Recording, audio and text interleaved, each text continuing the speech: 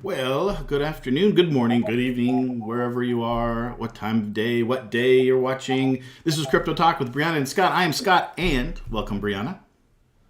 Hi, Scott. Hi, everyone. Thanks for being here. How are you today, Thanks Scott? for being here. I'm doing great. The sun is out finally.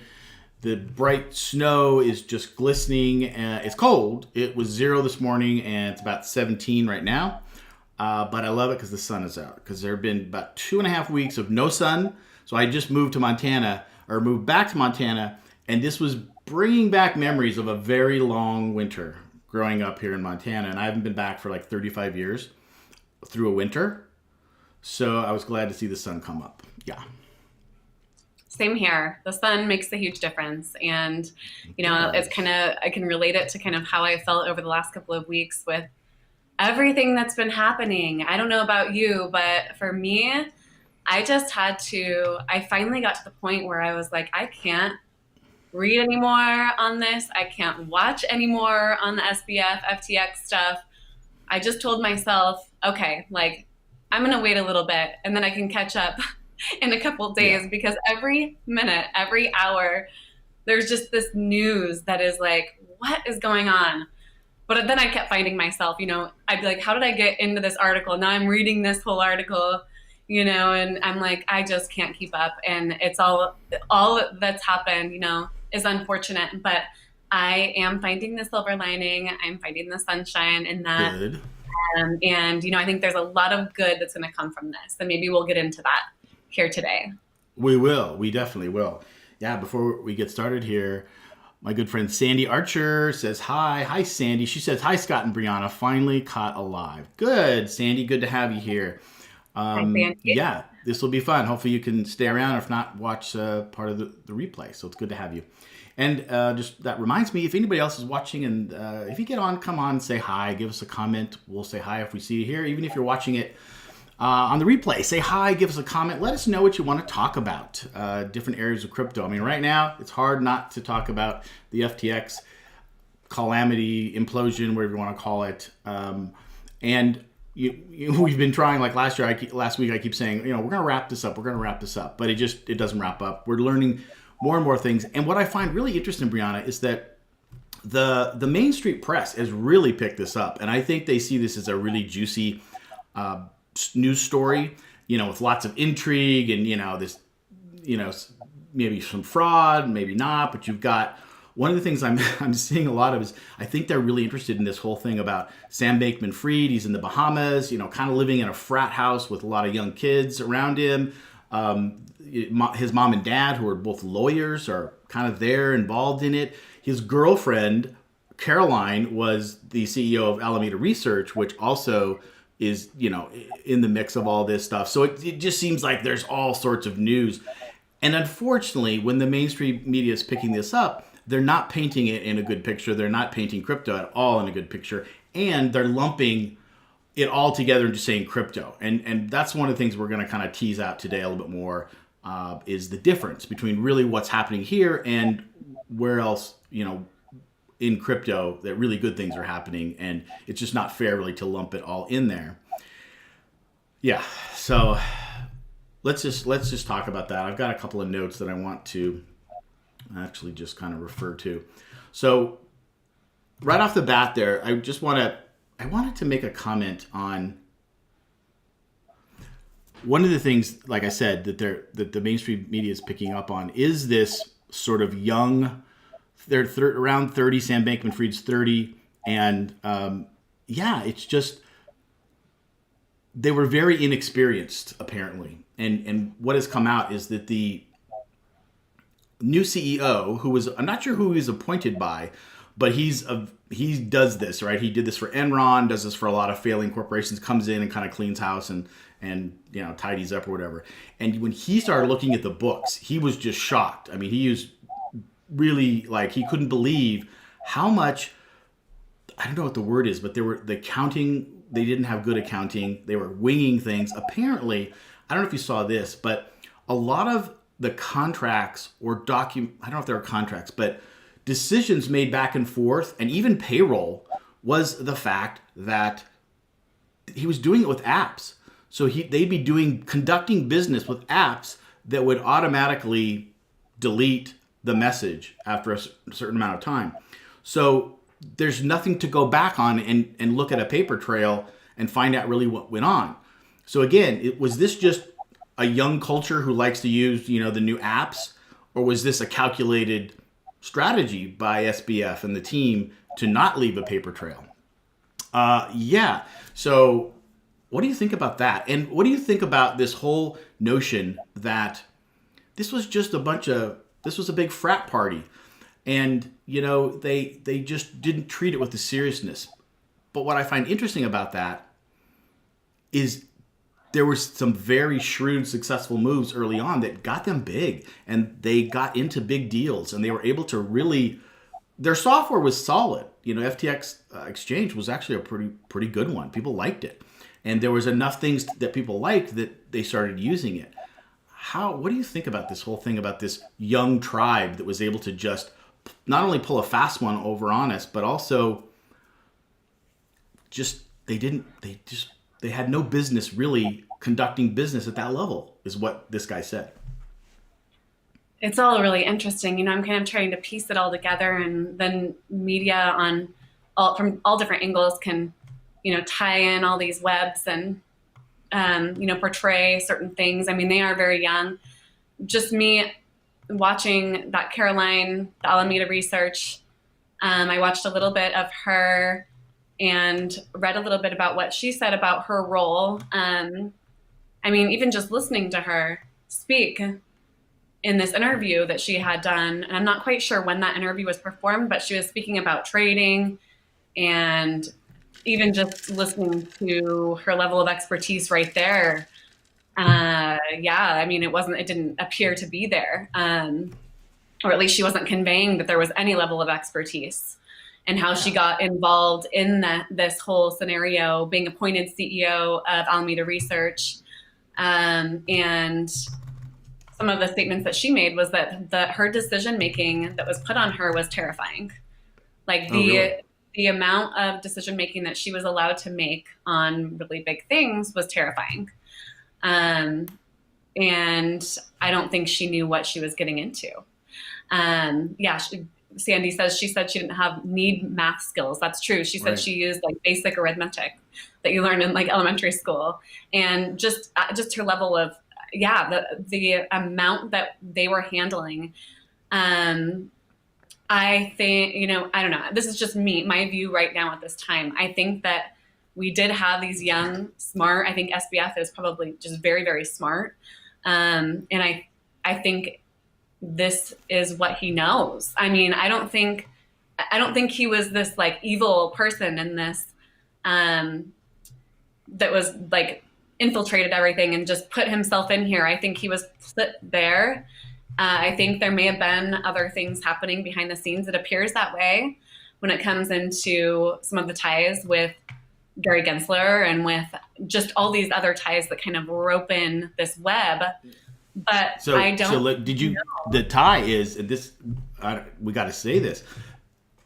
So you probably watched that same video that I did. That was a conspiracy type video. I don't even want to mention the guy's name. I'm not big on conspiracy theories, as my friend Sandy knows. But I like to indulge them a little bit. But one of the things, and he was trying to connect the dots, and I think this is interesting, if it's really true, is that Caroline's dad worked for Gary Gensler.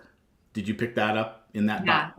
Yeah, I just think, so there's some things going on, but this is what I think conspiracy theorists do, is they take these things and they connect these dots, which could be relative, and they make them solid. So I'm not saying that there's any conspiracy theory going on here between, Sam and Caroline and Gary Gensler or whatever, but we do know that Gary Gensler and Sam Bankman-Fried were talking together, about some things. And again, I still give the guy the benefit of the doubt, really, through all this, even though I'm pissed that now I've got to work twice as hard to normal people that don't really understand crypto to convince them that it's a good thing, that's a good place to be in.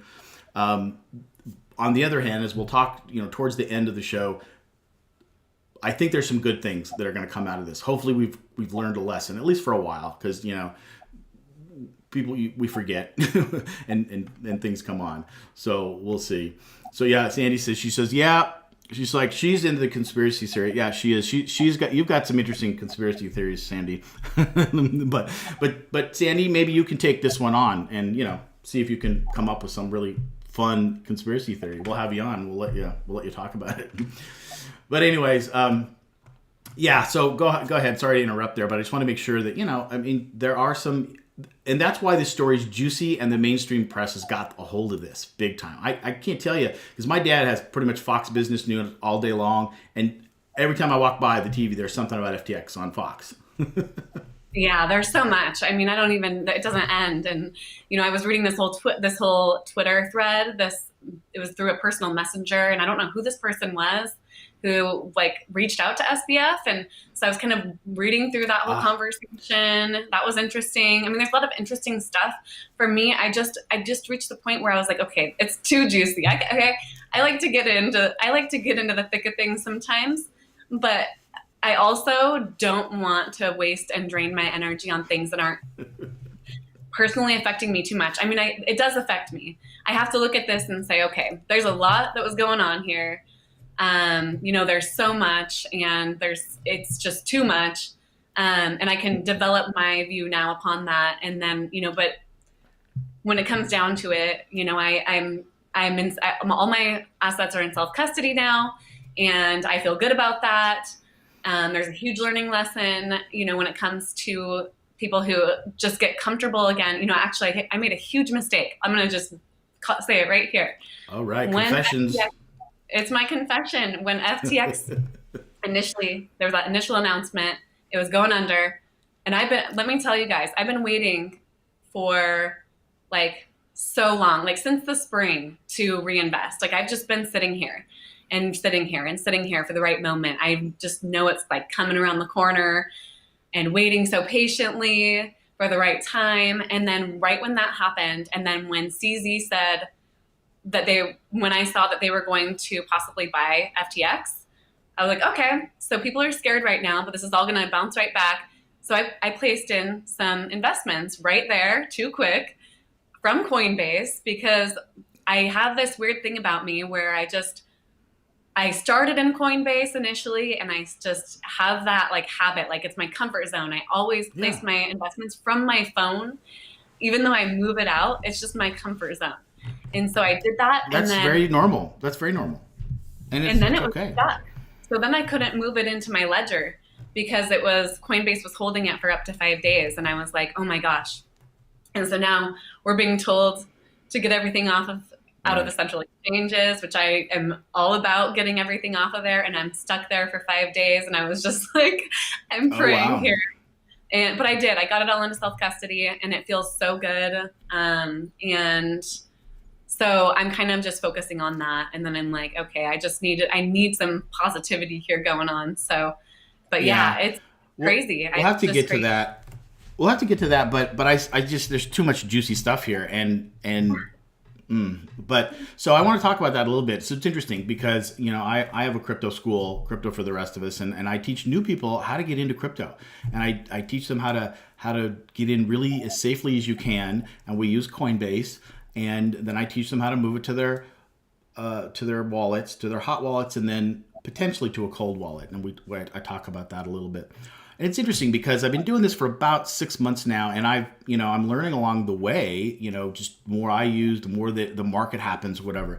So initially I was really big on getting people to move everything into their cold wallet, because when I first learned about it, I'm like, okay, I want to teach and learn and then teach this as safe as possible, because crypto's already volatile and there's some crazy stuff going on. So let's be as safe as we can. So it's all about cold wallets. Well, I've learned, and I'm just going to come out and say it, that the Ledger Nano S is a pain in the butt.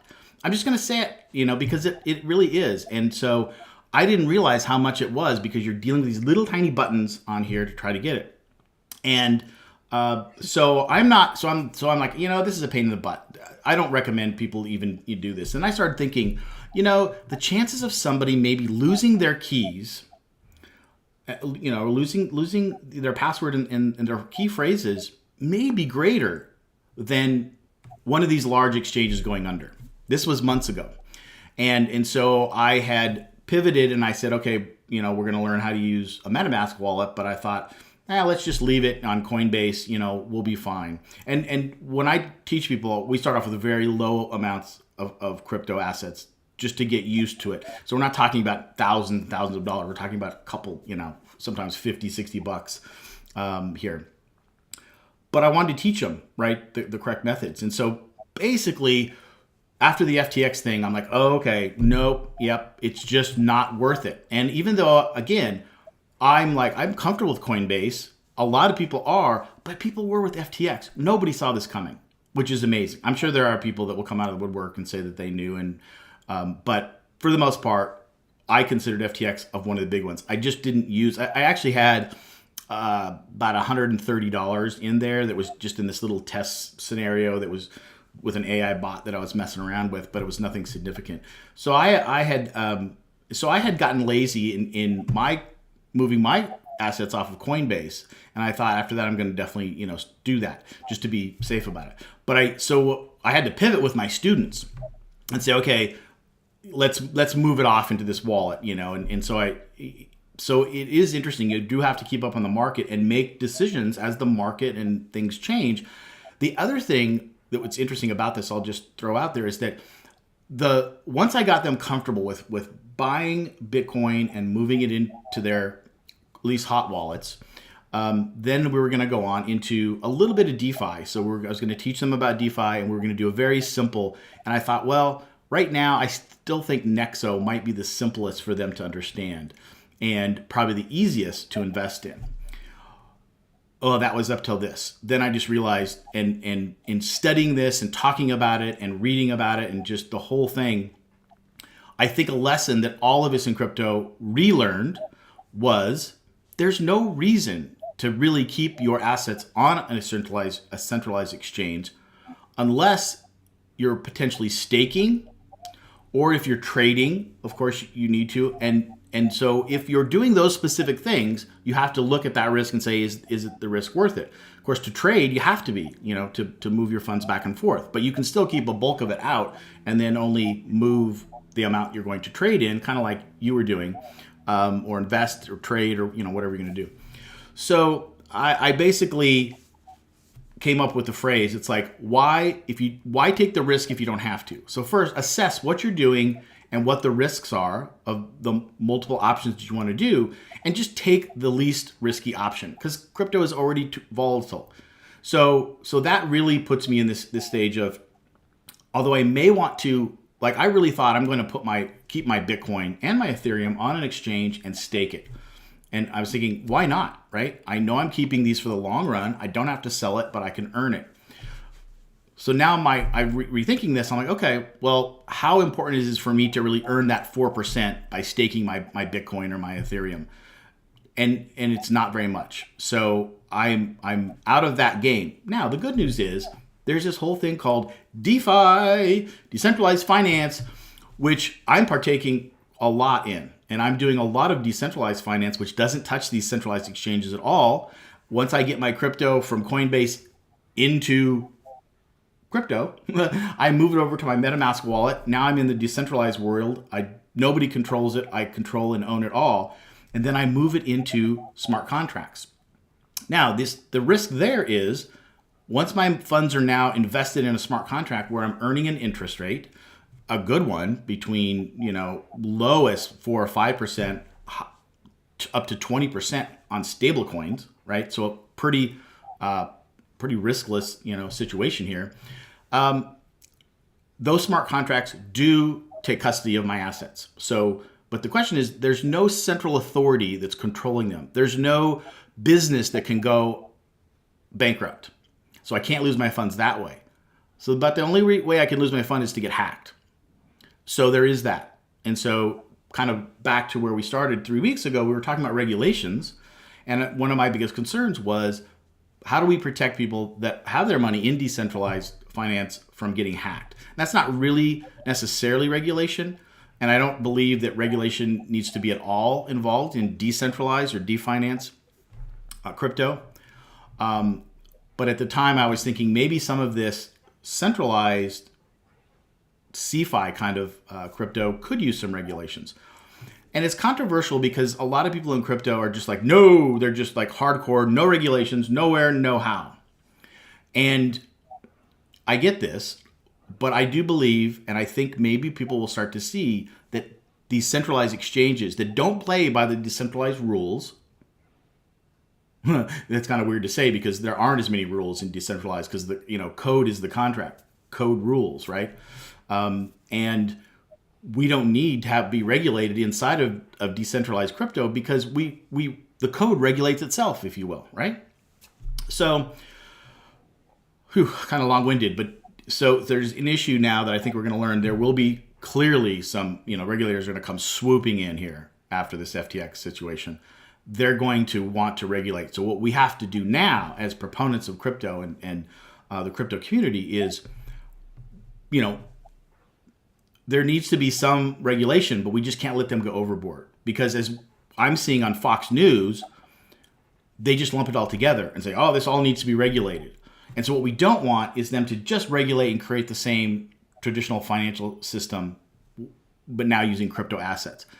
But there clearly needs to be some guardrails that some of this stuff like what happened with FTX can't happen again. So kind of summed up my whole, scenario on this, at this stage. So from there, why don't we just pivot into maybe, do you have any other articles or topics you're going to continue to talk about FTX, or are you completely off of that? Mine are completely separate. I separated from those today. So okay, if you want to share, or however you want to, if you want to share. I want to wrap up a couple more things on this. Let me see here. I think the biggest thing. Well, no, I've got an article that I want to share because it kind of ties to this. So we'll do yours kind of towards the end then. Let me find this. I was debating. I'll tell you what, folks. I was debating on going over this article, this Vox article. This reporter for Vox actually did a Twitter interview with Sam Bankman-Fried just a couple of days ago, right in the middle of all this stuff. And it was really interesting. And I wanted to go through some of that because it really kind of shows where Sam's head is. I think I'll just defer that and say, read that article. Just search Vox Sam Bankman-Fried interview. But let me just sum up a couple of things that I thought was interesting, because this was just a couple of days ago, right in the heat of this. And one of the things that becomes apparent is that what Sam is saying is that he didn't set out to do this. intentionally, that what happened was he things were coming hard and fast, and he's a hard and fast mover, and he's a bright person, so he was just moving out, building a business, doing all this stuff. And clearly he realizes now that they didn't have good accounting, that they didn't do the due diligence of what a good business should do. And he says that's part of the reason in his mind that this all happened, is that. And one of the things he tries to make an excuse about is that, like, he kept saying in this interview, like, no one told me any different. No one warned me. No one said, hey, you shouldn't be doing this. He was of this poster child, for crypto. I mean, he was on the cover, I think it was Fortune, magazine. And everybody thought he was doing all this great stuff. And one of his comments was that as long as I was winning, I was this hero, And that's a really dangerous view to take, because a lot of people take that view of, as long as I'm winning, I'm the hero and no one's going to question anything I do. And where were you guys, then? And it's almost that, like, if you don't get caught, it's okay kind of mentality, which is not okay with me. I'm not okay with that. And this reporter really tried to tease out, did he feel remorse? Did he know that he was doing the wrong thing? And it was fuzzy. There was not a clear answer in because it was on Twitter. But there was this, and that was a little cocky to me and a little bit, dismissive. But he did say over and over how he messed up. He over and over he said that he definitely screwed up, and but there was this sort of, hey, I didn't know and nobody told me, and I don't think that's an excuse, but it does sort of explain the fog, almost the fog of war, and I think all of us can experience at times when we're just in the thick of life. And I'm not making excuses, but I'm trying to at least understand what might be going on in someone's mind. And I could feel that when I've got a lot of things going on and I'm just in the thick of it, a lot of things that seem obvious after the fact don't seem obvious at the time. You're kind of lost in the fog, if you will. And he really tried to explain that this just things were gone and just it wasn't clear what was happening. And in fact, because of the lousy accounting, he really didn't know. And it wasn't until all this stuff started coming out, and he's like, oh my God, oh wow, look at this. And then he started to get clear on, of course, at that point, he's just trying to cover his ass. But if you're interested in this at all, look up that article. It's in Vox.com, and it was really interesting, and maybe there'll be some more of this. And again, we're not done with this story by any means. So I did read that. I did read that article, and that was really interesting. And I also asked myself kind of throughout it, is this a play to try to get him to not look so bad? You always have to question yourself, and that's what's so hard about this all is that And one thing that he did do, he pointed out, there's like different. He's like the worst quadrant to be in is losing and like playing dirty, basically. So like there's these different quadrants where you would look at it. It's like either you're winning and you're playing dirty, or you're losing and you're playing dirty, or you're losing but you're playing fair, or you're winning and you're playing fair. That's kind of how I took that. There's these 4 quadrants, and it's like everybody just wants the winning and the playing fair. I don't know if everybody does, but that's kind of what. And that reporter was really trying to tease that out, right? He was trying to really tease out, like, how did he feel about all these people losing their money and other than just saying that he effed up multiple times. He was really trying to explain his way out of this, or his thinking. And I get that. If you've ever heard him talk, that's how he talks. He goes in deep and he circles around. He's a pretty confusing guy to follow in anything he talks about. So I can see that, this was confusing too. But you're right. You're right. Well, I'm going to share my screen here because I want to, based on this topic, kind of, I'll ease on into some positive stuff, and then you can take it over and we can maybe do some fun stuff. All right, so let's see.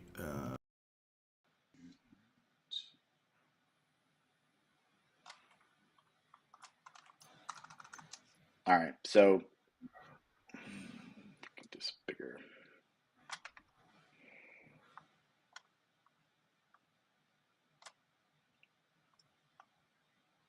All right, so this guy's talking about the article, and he's saying that love him or hate him, it's been the hot topic. And whether he's a criminal or not, he says that despite the magnitude of the FTX fiasco, it's much of a it's part of a much larger problem. He says that this is the widespread issue that every current potential crypto investor should be aware of. There is a shockingly low level of understanding of what cryptocurrencies are and how to use them. Now, I find that an interesting statement. Let's see if we can unpack it a little bit, because I'm not sure at this level, when I read this, it's like, what is he saying? That we in the crypto industry don't really even know, or that the people that are not involved in crypto as much don't understand? But what he goes on to say is that the ignorance has been growing by leaps and bounds, fueled by media headlines touting institutional adoption. So this now is leading, okay, he's talking about people maybe outside of crypto. But on the other hand, what the Main Street financial press talks about is institutional adoption a lot. That's good, but then they also say that crypto is really scary. And I think we've all adopted the concept that, hey, we want institutional adoption. That means that crypto has made it, that it's mainstream, or close to mainstream. But again, and I think this article will point out, do we want that? Do we want really institutional adoption? Because isn't that going to mean that we're just turning it into traditional finance? So he says the true purpose of crypto isn't speculation and institutional adoption. It's the goal to remove the middleman so that the entire system can remain decentralized, enabling transactions to flow freely and safely between empowered individuals. No single entity is supposed to have control over the system, and individuals should have full control over their funds. Yeah, okay, yay. That's what we all kind of came, most of it, not all of us. There are a lot of people that came just for the investment side, but a lot of us, including most of, like you and I, and most of probably the fans that watch this channel, came to it because they're really excited about what crypto decentralization has to offer. Said in the early days, crypto grew and thrived precisely because we understood one key concept. If you don't own your keys, you don't own your crypto. And that's a standard. Not your keys, not your crypto, right? But this success attracted centralized entities that saw an opportunity in the crypto space, and they began to open centralized lending and borrowing institutions. They took advantage of users that were more accustomed to traditional finance platforms like Robinhood, and they copied their interface and made it more user-friendly. This is interesting. This is what I have been saying all along, is that I don't like Robinhood type simplified interfaces because it masks understanding what's really going on. And so not only are we attracting people that may not be that knowledgeable about traditional finance or even crypto finance, it makes it simple, and then they get in here and bad things happen and they're like, oh my gosh, what happened? And people took advantage of me. Well, that's not really the case. It's just you didn't understand really what was going on behind the scenes. He says it isn't worth giving up your financial freedom for a bit of comfort.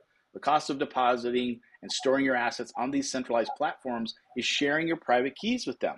Once your keys are surrendered, it's possible for these institutions to manipulate your funds however they wish, and that includes locking up your money. Again, what this means to me is, yeah, we were lured by FTX and all the other centralized exchanges to keep our funds with them, trade with them, invest with them, do derivative tradings, options tradings, do all these fun, amazing things. And that keeps your money, your crypto, locked up in their platforms, earning them money. And we got confused. I think we just got sort of confused about the centralized portion, which is true DeFi. And so, we all, I think, bear some responsibility to this, is that we all kind of got wooed by this and confused, and let's chase this interest over here and this fun investing tool and mechanism over here. When really what centralized exchanges should only be about is converting our fiat into crypto, and then we get it out. And as we just already talked about, both Brianna and I are doing that, and we're recommending that, and now really a lot of the industry is recommending that. So the question is, it'll be interesting to see what the fallout is for these centralized exchanges. There's a lot of fear out there, I think, in these institutions right now about what's going to happen with them. And And I think that that's a good thing. And there's going to be some regulation that's going to come in here. And so this is a really interesting time for crypto. This is a really pivotal time. And it's not all bad. It's not all good. It's just really interesting. We got to keep our eye on the ball. Centralized exchanges such as these are putting investors back at square one by forcing them to give up control of their assets. So, but we don't have to. That's the cool thing. We chose to, and we got hoodwinked, I think, in a bit by doing this. So I think that's a good thing to come out of this. Let's relearn the original lesson of crypto, of decentralized finance. So I think that's a good thing. So let's see. According to them, the problem will be solved by regulating all exchanges and possibly outlawing the use of decentralized finance altogether. This is what we've talked about already a little bit. Is that unfortunately this now is becoming the big story, and people that understand crypto and even the financial press, they're used to regulations in finance and how this works. So they're going to just say, oh, everything needs to be regulated. That's what we can't have. And that's what we've got to rally against. The crypto community has to rally against this. And now that maybe some of this confusion, we should have learned the lesson with Celsius and Three Arrows Capital, and we were starting to. I remember people were getting clear that it was CeFi, not DeFi, the problem. But the centralized exchanges we thought were our friends. We kind of felt that they were part of us. Don't mean to use that for us, us and them thing, but that they were part of crypto. But they weren't really, and they're not really. They're not about decentralized finance. They're about centralized finance. That's what they are. So maybe we'll now finally learn our lesson. Skipping on here, it says, we recognize that crypto can be difficult to navigate and quite intimidating to even try out. But rest assured that you're not alone in the crypto journey. Well, that's my message. You're not alone. You've got people like us here, Brianna and myself. You've got Purified People, a channel that she runs on YouTube that talks about great decentralized and empowering principles to live by. My channel, Crypto for the Rest of Us, and my courses, Crypto for the Rest of the courses, will teach you truly decentralized finance and how to take advantage of it, and all the other good and wonderful areas of crypto. And we're all learning these lessons slowly, and I think that we're going to be better off for it. So I'm going to leave it at that and move back to you. Actually, let's move it back to both of us. Yeah, so that I've got some other things, but I think that really sums it up what I want to say about it. This was a really good article about. This is from my friends at Weiss Crypto. They do more than just crypto, but they balance a good balance between traditional finance and crypto, and they've got specific people like this guy who's writing about crypto that really do get it. So let's talk about what you have to talk about today. That was a really great article. And I think, if only people would kind of that's like the entry point, I guess, to crypto. Here's the things to know before you get into crypto. Because are we going to be revisiting this again? I kind of ask myself that. I don't know if we will. Will the regulations that are going to be coming in prevent us from seeing this again? I'm curious to see. Will we see any more central exchanges go down? Or will we find regulations that come in and secure everything to where this doesn't happen again with central exchanges? I don't know. I don't know. Yeah, good synopsis. All right, let's pop it over to you. See if you want to share your screen. Alrighty here. Okay, this is a little bit off topic, but he does bring in. Good. He does bring in. If you've watched our videos before, if you've watched our streams, I'm always following El Salvador. I don't know what it is. I can't get enough of it. And so here's what he's doing, what the president of El Salvador is doing, because they have recognized Bitcoin as legal tender there. It's been going on for over a year now. And he does have something to say about FTX as well, which is at the end of the article. So El Salvador will repeatedly begin buying 1 Bitcoin every day, according to the country's president. There he is right there. I don't know how to pronounce his name. I'm not going to try. I guess I'll try. Nayib Bukele. Well, good job. That's what I would have said. Yeah. And I did look this up a little bit because I wanted to know, for us who are comfy cozy here in the United States, it may be hard to understand, why would a country do this? And one thing that many people don't understand, I know I didn't understand this a year ago, was when people work outside of their country, and this is what happens here in El Salvador, for the individuals who work outside of the country and have to send funds back to their country, there's a lot of fees within those transactions. And so what this does is it does take down those high transaction costs when they're transferring Bitcoin versus transferring fiat. And then it also, in El Salvador, 70% of the people there have no bank account. And so this does help in solving that. Okay, but I'll get to the article. So El Salvador's president, Nayib Bukele, announced that the Central American nation will begin purchasing 1 Bitcoin every day. The announcement comes 3.5 months after El Salvador reportedly made its last Bitcoin purchase in July. They acquired 80 Bitcoin at the price of $19,000 per coin. El Salvador allegedly holds 2,381 Bitcoin at an average buying price of 43,357. That's a little higher than I thought. They must have bought quite a bit up at the top there. Mm-hmm. According to data from Buy Bitcoin Worldwide. So this sum is primarily based on when the president announced Bitcoin investments, but because a public or on-chain record identifying the purchases has not been revealed, it cannot be verified. The nation has reportedly spent roughly $103.23 million on its Bitcoin purchases to date. However, with the leading cryptocurrency trading around 16,000, this means the actual value of its stash sits at 39 million, implying losses of more than 63 million. Well, they're not considered losses unless they've sold, which they haven't. So one of the crypto industry's high profile figures to quickly react was Tron founder Justin Sun, who said that we will also buy 1 Bitcoin every day starting tomorrow. And I don't really understand why he's doing that also. But it's interesting. So maybe he's just like you. He's a fan of El Salvador. Maybe. I'm like their biggest cheerleader with this. Well, Bukele. Plus, hey, if I could afford that, I'd do the same thing. Right? I know. And I just can't wait to see how it plays out for them. I just hope it's successful for them. And I believe it will be. So while Bukele previously stated that El Salvador, which became the world's first nation to recognize Bitcoin as legal tender, has allegedly never sold any of its crypto holdings.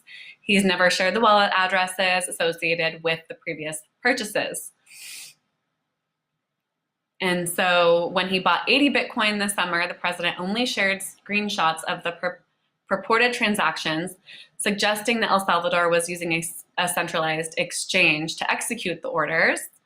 Today's announcement also follows Bukele's earlier comments on the FTX saga, with the president tweeting earlier this week that FTX is the opposite of Bitcoin. The Bitcoin protocol was created precisely to prevent Ponzi schemes, bank runs, Enron, WorldCom, Bernie Madoff, SBF, bailouts, and wealth reallocations, he said.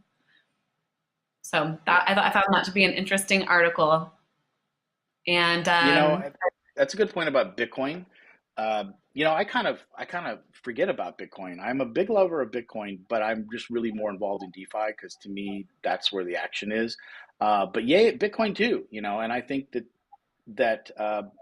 this, like this article says, Bitcoin's looking good too. I just treat it as gold. But there's some people that really are still hoping that Bitcoin can turn into more like an Ethereum, that we can use the Lightning Network and to do transactions on. And hey, I'm all for it too. Good on Bitcoin. Speaking of the Lightning Network, that leads me into my next article. So good job. You always lead me into my articles. It's great. And we don't know, like we always say, we don't share our articles. So I had no idea. So this is awesome. So built on Bitcoin's Lightning Network. And I've just started kind of reading more about the Lightning Network, but Blip wants to make your chats unstoppable. So our chats can be completely unstoppable. I love it. I'm all about free speech. I think we all are at the Yeah. core, even if we don't know it. And so that's what this is all about. So the new Blip app promises secure and private communication, leveraging Bitcoin's Lightning Network and a novel encryption method, Hexam. Have you heard of Hexam before, Scott? No, no. Okay, I haven't either. A new Bitcoin-based encrypted chat platform has been announced at the Adopting Bitcoin conference, Blip. The new app, yet to be publicly released, leverages Hexam, which is a proprietary multi-layer encryption method, also created by the team behind Blip, that promises a more secure communication than popular end-to-end encrypted apps. So WhatsApp and Signal use one static private key. The Hexam encryption method gives you a private key per message or per interaction. So hacking that is very difficult. And I don't know much about the private keys. Maybe our tech guy, Scott, knows probably more about that. But Hexam's multi-layer encryption approach, and I don't know if you know any of this jargon here, leverages base64, AES, SHA-256, and the addition of randomly generated words. Does that mean anything to It's you? just crypto. Not, I mean, other. It's it's just cryptography. So it's yeah. That's all we need to know. It's That's all we cryptography, need. and that's a good thing. Two other key differences between Blip and the now popular E2E app setup: everything goes through Lightning and a phone number is not required. So a new user can start using Blip with an email address and a password. On Blip's end, Lightning nodes are leveraged, and each new user gets an address along with a hash file that serves as an account backup file. So text goes from your phone with the Hexam encryption to the Lightning network, then to a Hexam decrypting method, and then to your phone. It's all just fascinating. Phase one of Yeah, it's Blip is cool. text only in this peer-to-peer or peer-to-lightning to peer fashion.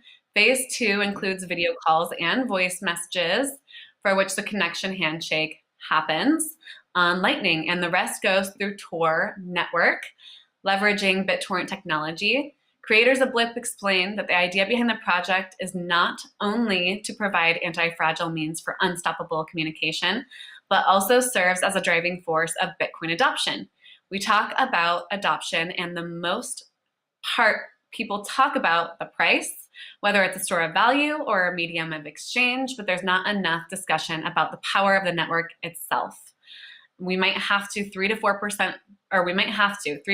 4% of the world that has adopted Bitcoin, but there is a much larger majority right now that can get their arms around protecting their speech and their privacy of their speech. The need of freedom of speech will drive a need for Bitcoin, he continued. And because a user needs to power the app with Satoshis, there is an inherent need to take the step to go and buy a couple dollars worth of Bitcoin.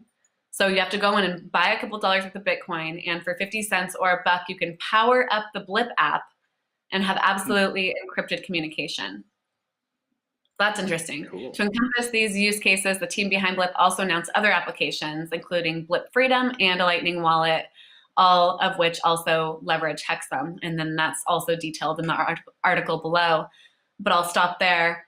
So yeah, it's interesting. So you buy Satoshis, which is so part of the Bitcoin, a couple bucks, and then you can power up the Blip app. So I'm a little bit unclear as to whether or not that's something you do before each conversation, or is that just something that is a one-time deal before you get the app? But it's interesting and it's exciting, and will likely be. Use it? Can we use it in the U.S.? Did it talk about that at all?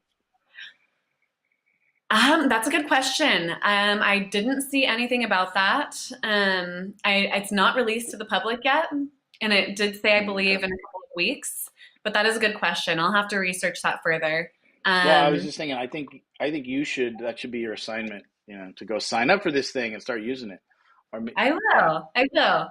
I don't have anything to hide. Let me tell you that. I don't have anything to hide, but I do want to be able to speak freely.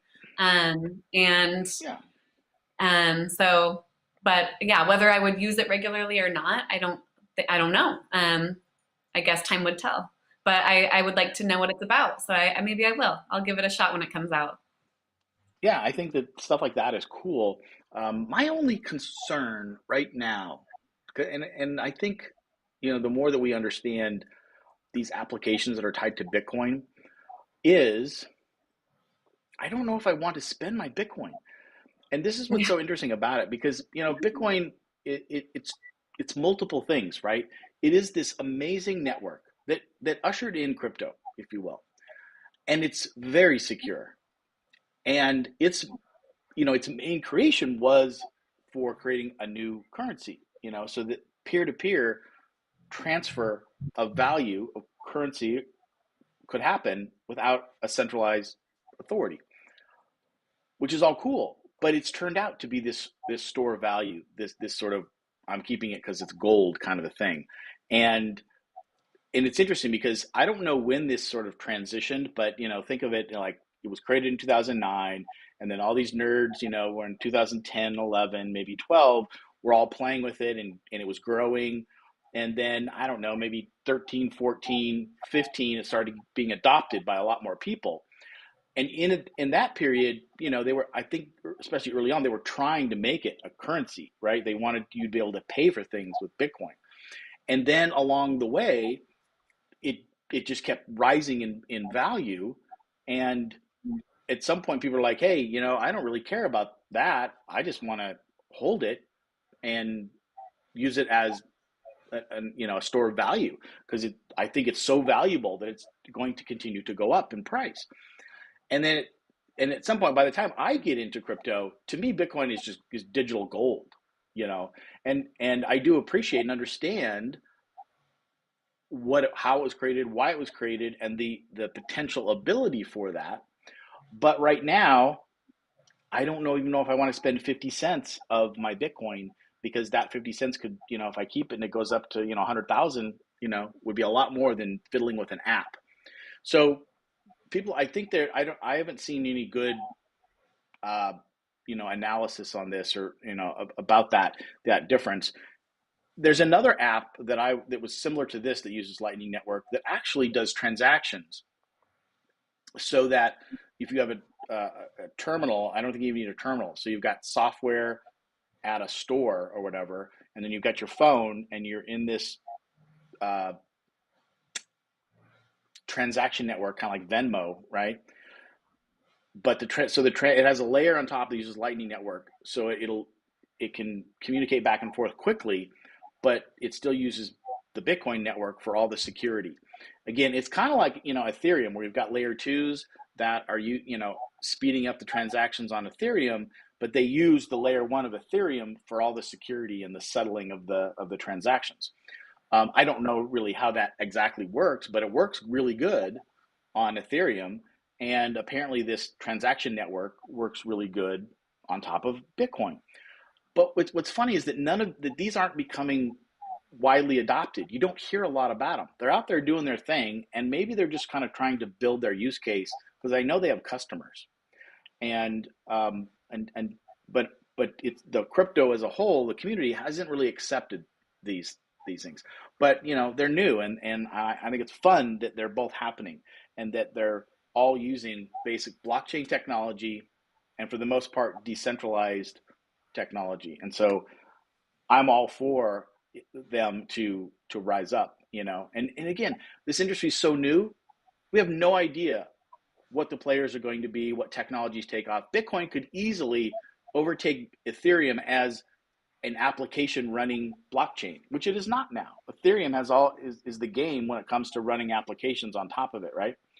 I happen to think Ethereum will continue to power through and be bigger and bigger for doing this, but maybe Bitcoin will catch up. Maybe it'll be like Betamax and what was the other one? The Sony Betamax and VHS. Yeah, so I agree with you and when I look at this, I kind of look at this app maybe laying the groundwork for the future. I feel like a lot of the times I'm like, taking the facts of what I know now, kind of seeing the direction things are going. And then I'm like, what are the potentials of where this could go to where we are like really wanting that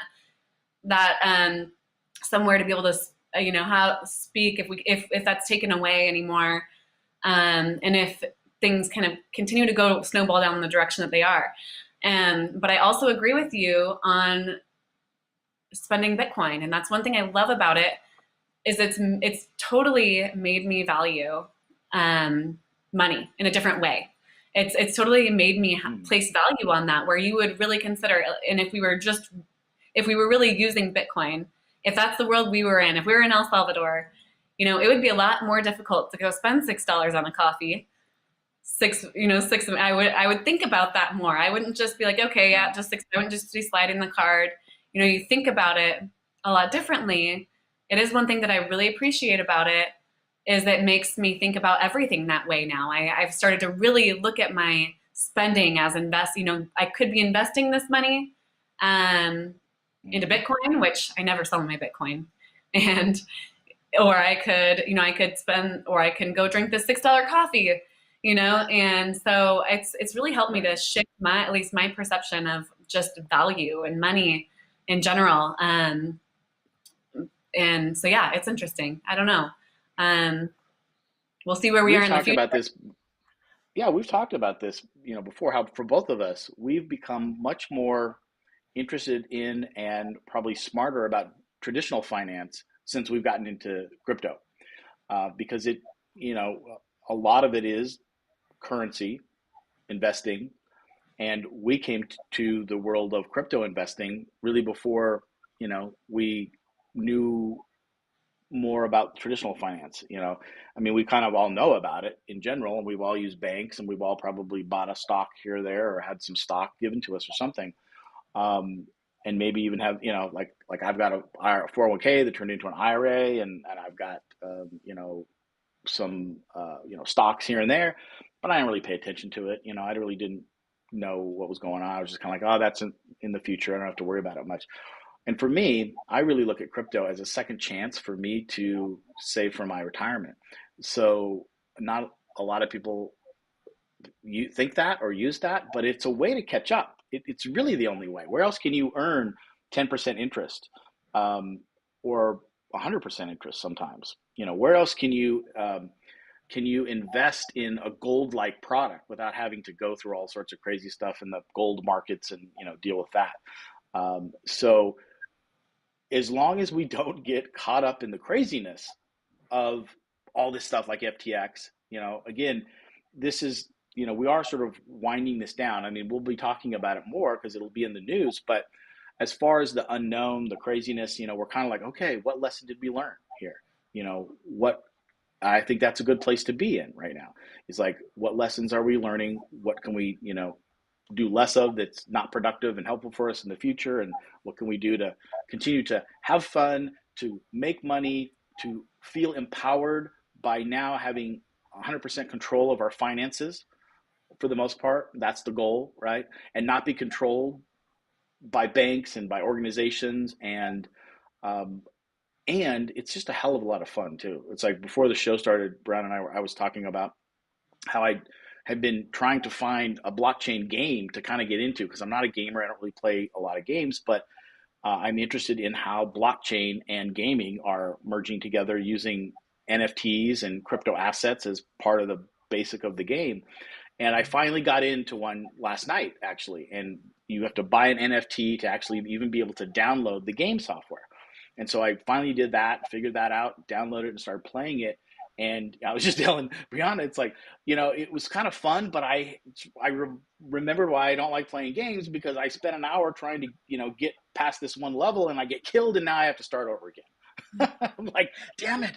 It's like, I don't want to start over again. Give me some cheat codes or something. So maybe there'll be an NFT cheat code. I'll buy it.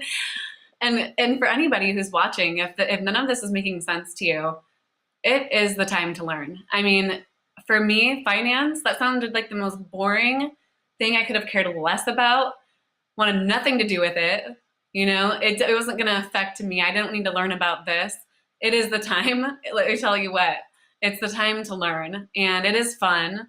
And look out for Scott's course. Write this down because it's coming out soon, and that's something to look out for. Scott's an incredible teacher, and he's learned. I've been right there with him through part of this, and we've learned so much this year in the course. This really profound course that we took with incredible community and people. And I mean, he's built. I can't even believe what he's built on top of that with his knowledge. And so look out for that. Write it down.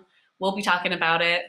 And now's the time to learn. It's the time to learn and just kind of gain an understanding of this, because it is going to affect everybody, not just crypto, but the digital reality of cash and money. And so it's good to know all the angles of it. And so it's not investment or financial advice, but I do encourage education just fully. So yeah, keep a lookout.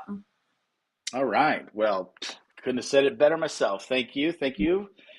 And we're going to end on that. So it's been an hour. As it always, it flies by so fast. But thank you again for watching, and tell your friends about it. You know, we're here to learn and to have fun and to make some money. And we're not financial advisors, but we're teachers, educators, enthusiasts, and really crypto is a great place to be in, no matter what people might be saying about it now. Tell them to come over and watch our shows, Purified People and Crypto for the Rest of Us, and they'll understand this is a blast. This is good stuff. All right, everybody. So thanks. We'll see you next time. Crypto for the Rest of Us and Crypto Talk with Brianna and Scott. Bye. Bye, guys.